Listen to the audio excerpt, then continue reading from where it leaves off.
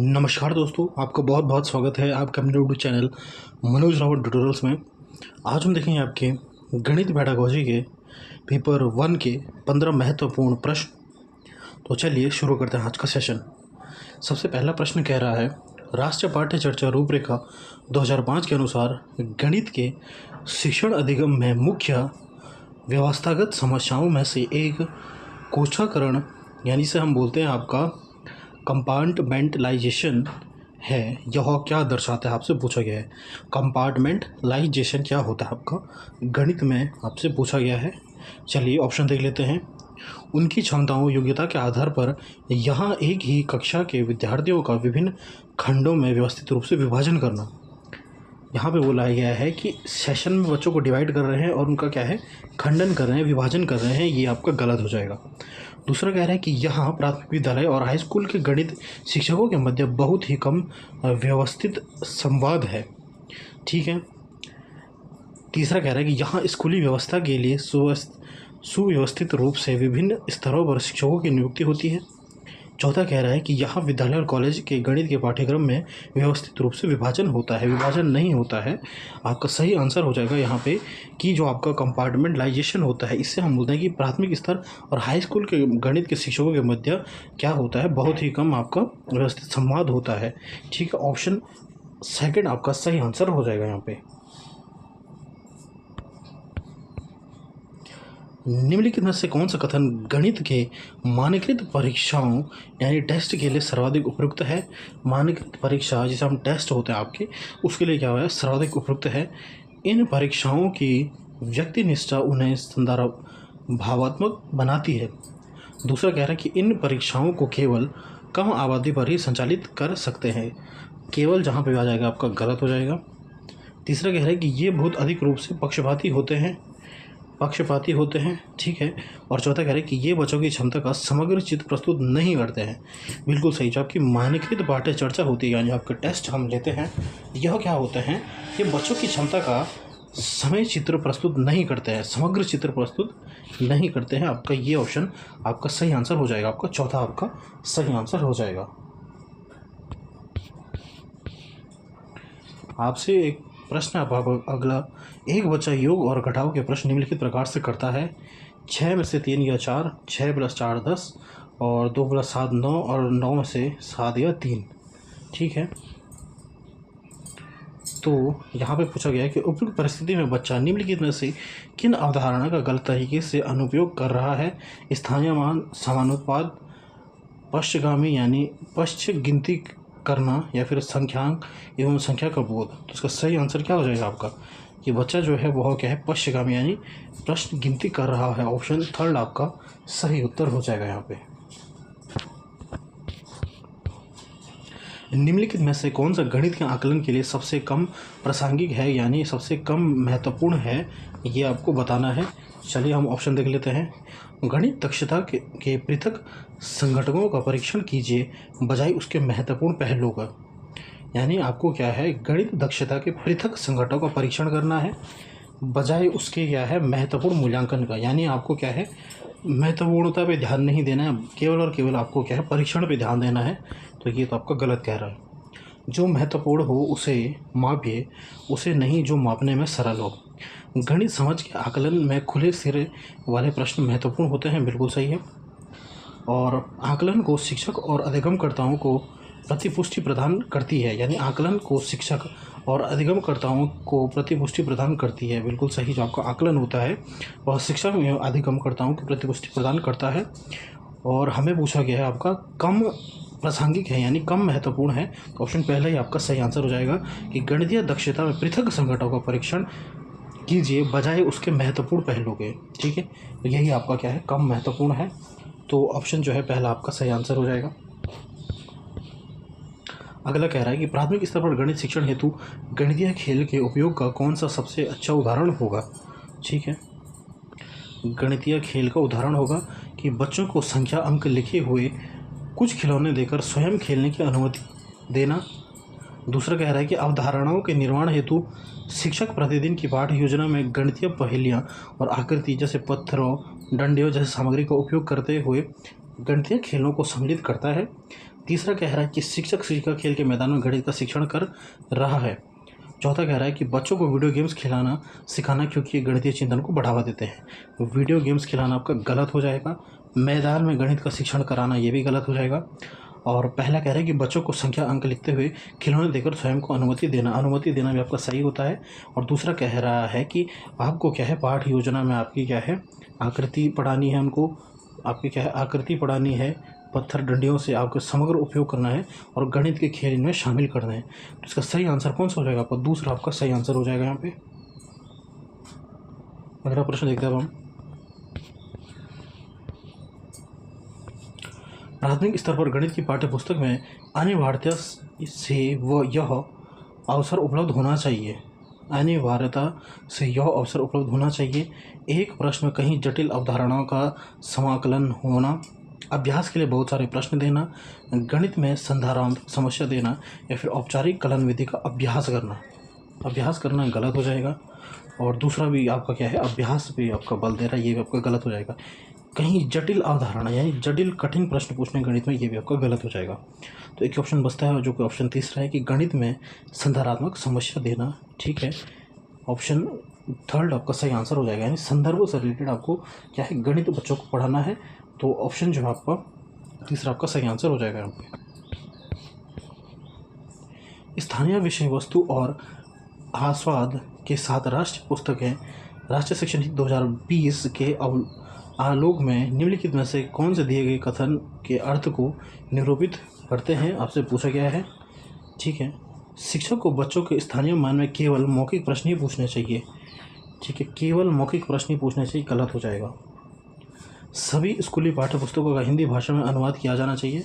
यानी हर जो आपकी पुस्तकें होती है, सभी आपकी स्कूली पुस्तकें होती है, उन्हें आपको क्या है, हिंदी भाषा में अनुवाद करना चाहिए। ये भी आपका क्या है, गलत हो जाएगा। तीसरा कह रहा है कि पाठ्य पुस्तकों को इस तरीके से तैयार करना चाहिए जो कि विद्यार्थियों और समुदाय की आवश्यकता के मुताबिक हो। बिल्कुल आपको पाठ्य पुस्तक इस तरीके से बनानी चाहिए जो कि आपकी क्या है, विद्यार्थियों और समुदाय को क्या है, आवश्यकता के अनुसार होनी चाहिए। तो ये ऑप्शन आपका सही है, ऑप्शन थर्ड आपका सही है। अगला ऑप्शन चौथा वो कह रहा है कि पाठ्य पुस्तकों में स्थानीय संदर्भों और आवश्यकताओं के अनुसार वांछित बारीकियों का और पूरक सामग्री को आपको शामिल करना चाहिए। ठीक है, कि पाठ्य पुस्तक में स्थानीय संदर्भों और आवश्यकताओं के अनुसार आपको उनकी बारीकियों और पूरक सामग्री को शामिल करना चाहिए। तो ऑप्शन चौथा भी आपका सही है। तो इसमें कौन सा आपके सही हो जाएंगे? आपका तीसरा और चौथा सही है और पहला और दूसरा आपका गलत है। यानी तीसरा और चौथा आपका सही है। ऑप्शन डी आपका सही आंसर हो जाएगा।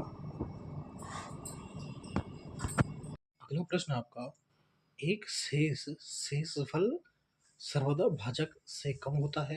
प्राथमिक स्तर के विद्यार्थियों को यह समझाने के लिए निम्नलिखित में से कौन सी प्रणाली सर्वाधिक उपयुक्त होगी? ठीक है, शेषफल के बारे में आपसे पूछा गया है कि आपको कैसे आप बच्चों को शेषफल के बारे में आप समझाएंगे।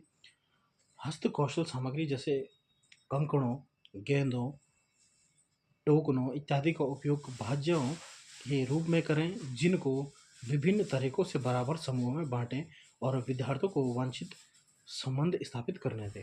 ठीक है, दूसरा कह रहे हैं कि अलग अलग शेषफल मिलने पर आधारित विभाजन की केवल 2 अंकीय समस्या दें। केवल जहाँ पे भी आ जाएगा ये आपका गलत हो जाएगा। फिर आपसे पूछ रहे शामपट पर 1 या 2 विभाजन के प्रश्नों को हल करें और वांछित संबंध दर्शाएं। शामपट पर जवाब यार लिखेंगे आप, क्योंकि गणित में आपको क्या है, शामपट पर लिख करके ये आपको गलत हो जाता है। ठीक है, संबंध को प्रमाणित करने के लिए गुणन एवं योग का उपयोग करें। ये भी आपका गलत हो जाएगा। आपको कैसे बताना है, आपका हस्त कौशल सामग्री से आपको जो है, आपका किसके बारे में बताना है, आपको शेषफल के बारे में बताना है कि आप कैसे उनको जो है विद्यार्थियों को उसके द्वारा बच्चों को क्या है समझाएंगे। ठीक है, ऑप्शन पहला आपका सही हो जाएगा। वैन हीले के ज्यामितीय चिंतन के सिद्धांत के अनुसार प्राथमिक कक्षा में बच्चों में दृश्यीकरण की बुनियादी स्तर की अवधारणा के बारे में निम्नलिखित में से कौन सा कथन सत्य है? ठीक है, आपको वैन हीले के आपको ज्यामितीय सिद्धांत के बारे में दृश्यात्मक जो अवस्था होती है, जो स्टेज है दृश्यीकरण, उसके बारे में आपको बताना है कि कौन सा कथन सत्य होगा। बच्चे ज्यामितीय आकृतियों को उनके गुण धर्मों के आधार पर पहचानने में सक्षम होते हैं। ये नहीं, सब इस वाली स्टेज में नहीं होते हैं। इस स्तर पर ज्यामितीय चिंतन परिमेयों के निगमन से संबंधित होता है। निगमन ये आपके लास्ट में होता है। अभी बच्चा अभी दृश्यात्मक दृश्यकरण अवस्था में बच्चे ज्यामितीय आकृति और उनके स्वरूप और दिखावट के आधार पर पहचानने में सक्षम होते हैं। बिल्कुल, ये आपका सही कह रहा है कि बच्चे जो होता है आपकी दृश्यकरण अवस्था में क्या होती है, देख करके उनकी जो है आकृतियों को उनके देख करके, सपोज उसने गोल देखा, उसने एक रोटी देखी थी, फिर उसने क्या बोला कि यह क्या एक सर्कल हो गया, ठीक है। इस हिसाब से वह आकृतियों को उनके स्वरूप और दिखावट के आधार पर पहचानने में सक्षम हो जाते हैं कि आपका गोल है या आपका आयत है। इस प्रकार से देख करके वह क्या है पहचान कर पाते हैं आपकी ज्यामितीय आकृतियों का। तो इससे हम क्या बोलते हैं, दृश्यीकरण की अवस्था बोलते हैं। तो ऑप्शन तीसरा आपका सही आंसर हो जाएगा यहाँ पे।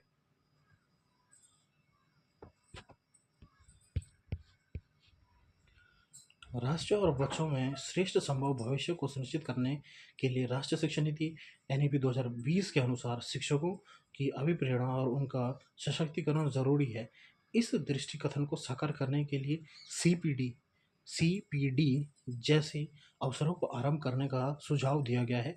सीपीडी का पूर्ण स्वरूप क्या है आपको बताना है। सीपीडी क्या हुआ, सीपीडी सीडीपी नहीं, सीपीडी है, आपका मैथ्स में होता है।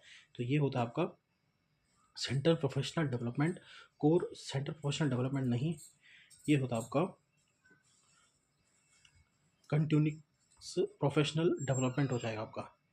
ये का हो जाएगा continuous continuous continuous professional development हो जाएगा आपका। कॉन्टिन्यूस प्रोफेशनल डेवलप इसका सही आंसर हो जाएगा। सीपीडी आपका गणित में होता है और इसका होता है आपका full form continuous professional development, यानी ऑप्शन फोर्थ आपका यहाँ पे सही आंसर हो जाएगा। ऑप्शन फोर्थ आपका सही आंसर हो जाएगा।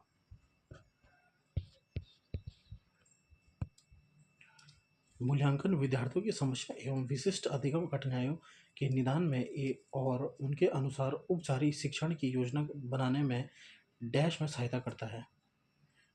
डैश में सहायता करता है, आपको पूछा गया है, ठीक है, कि मूल्यांकन जो होता है विद्यार्थियों के विशिष्ट अधिगम कठिनाइयों में निदान करता है और औपचारिक शिक्षण की योजना बनाने में किसकी सहायता करता है, शिक्षकों की, माता पिता की, शैक्षिक अधिकारियों की, स्कूल निरीक्षक की। तो क्या होता है, ये आपको शिक्षक की सहायता करता है कि ताकि शिक्षक जो है वह क्या है उपचार कर सके। औपचारिक शिक्षण कौन करता है, आपका शिक्षक करता है, ठीक है। ऑप्शन पहला आपका सही आंसर हो जाएगा यहाँ पे।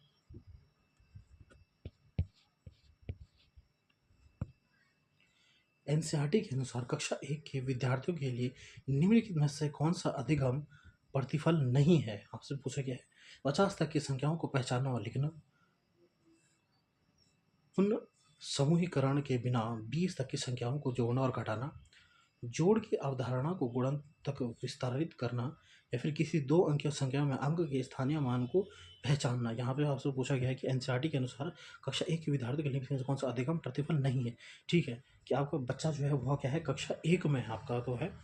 तो यहाँ पे हो जाएगा कि 50 तक आप उसको गिनती पहचानने के लिए बोलेंगे, लिखने के लिए बोलेंगे, ये कर सकता है बच्चा, और बिना 20 तक की संख्याओं को जोड़ना घटाना कर सकता है, ठीक है।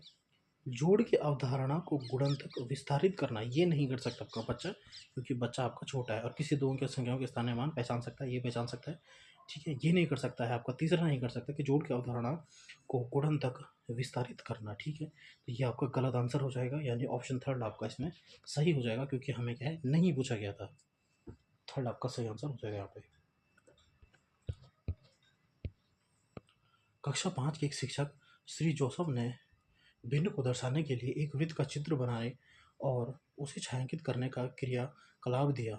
श्री जोसेफ ब्रूनर के अधिगम सिद्धांत के किस मोड का उपयोग यहाँ पर कर रहे हैं, आपसे पूछा गया है। उन्होंने क्या है आपको भिन्न को दर्शाने के लिए वृत्त का चित्र बनाया और फिर उसे क्या है आपका बच्चों को उसके बारे में बताया, ठीक है।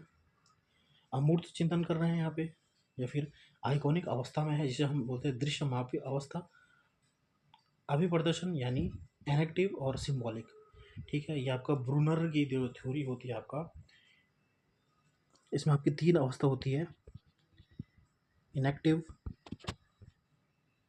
आइकॉनिक और सिंबॉलिक, ठीक है। ये 3 आपकी अवस्था होती है, इनेक्टिव, आइकॉनिक और सिंबॉलिक, ठीक है। तो यहाँ पे पूछ रहा है कि उन्होंने चित्र बनाने के लिए कहा, तो ये आपकी पहली अवस्था होती है, आपकी आइकॉनिक अवस्था इसे हम बोलते हैं, क्योंकि उन्होंने अभी क्या है अभी चित्र दिखाया बच्चे को। जहाँ पर हम चित्र दिखाते हैं और उसके बाद उसके बचा जो उसमें चिंतन करता है, तो ये आपकी कौन सी अवस्था होती है? इनएक्टिव, INACTIV स्टेज होती है, ठीक है। इनएक्टिव स्टेज हम बोलते हैं आप उसको, यानी दृश्य मापिता इससे हम बोलते हैं आपका हिंदी में। तो ऑप्शन सेकंड आपका सही आंसर हो जाएगा।